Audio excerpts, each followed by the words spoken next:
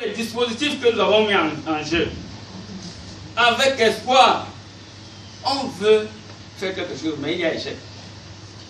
On entreprend quelque chose, mais il y a échec. Pourquoi l'échec? Pourquoi les échecs dans nos projets? Considérez attentivement vos voix. Donc il faut encore revoir le projet. S'il y a échec, c'est qu'il y a quelque chose qui ne va pas. Dernière phrase, considérez attentivement, vient au chapitre 2, verset 18a.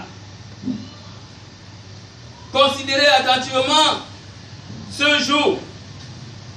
Qu'est-ce que Dieu dit? Je reprendrai ma bénédiction. Donc, vous avez évalué et Dieu dit, je vais reprendre ma bénédiction. Donc, l'évaluation éthique est très importante. Vous avez des gens parmi vous, il faut les évaluer. Vous savez comment moi j'ai évalué mes étudiants ici. Il faut les évaluer. Et c'est la même manière que j'ai dit, je vais évaluer les anciens d'église. Ça a commencé à faire un peu de difficultés. Parce que j'évalue. Tu ne fais rien, on ne te met pas. Ouais. Donc réfléchissez pour examiner. C'est intéressant ce passage. Réfléchissez attentivement. La réflexion est très importante. Le raisonnement est très important. Examinez, évaluez, réfléchissez attentivement. Nous sommes dans un contexte de réflexion. Quel contexte? Au Cameroun, on parle d'élection. Chez nous aussi, dans l'église, on parle d'élection. Vrai ou faux? Hein? Considérez attentivement vos priorités, ce que vous devez choisir. Ce n'est pas n'importe qui. Considérez attentivement. Et regardez attentivement quel genre de personne, quel est responsable, quelles sont ses voies. Considérez attentivement. Je ne parle parce que je suis directeur d'évaluation et moi je veux l'épanouissement de l'église. Considérez vos choix. Considérez attentivement des personnes sur lesquelles vous voulez porter votre choix. Dieu est là. Il va vous conduire, mais considérez attentivement vos voies. Que les gens ne vous manipulent pas. Vous allez prendre les gens responsables d'église, il faut bien les évaluer.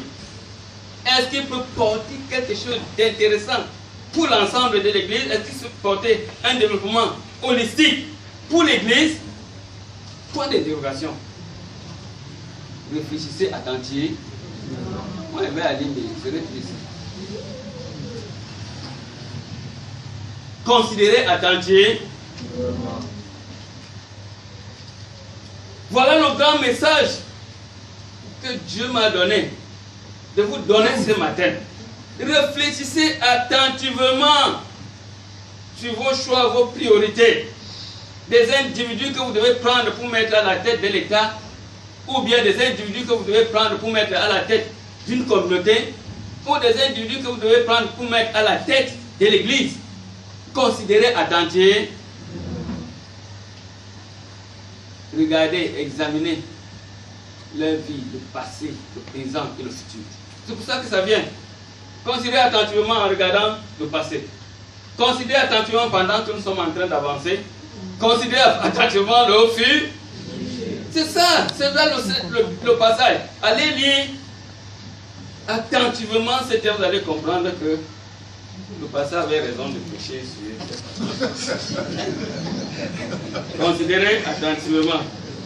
Réfléchissez attentivement à la vie éthique de ces gens-là que vous allez porter à la tête de votre mouvement, de votre église locale, de votre église, de votre nation. Évaluez. Vous êtes seul devant Dieu. Et Dieu est seul, votre juge. N'allez pas être manipulé par n'importe quel individu qui viendrait vous raconter n'importe quoi. Vous êtes des hommes matures. Et j'ai lu le texte d'Hébreux pour vous dire, c'est pour les hommes matures. Nous, les personnes matures, nous devons travailler en tant qu'hommes matures.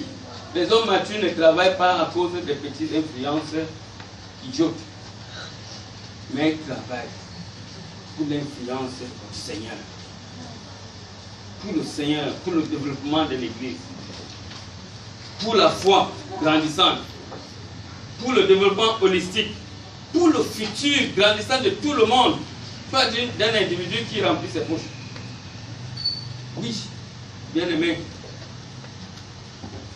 Comme le message c'était pour les hommes mieux, je crois que les hommes vont considérer aussi ces paroles de maturité dans le cœur. Amen. Amen.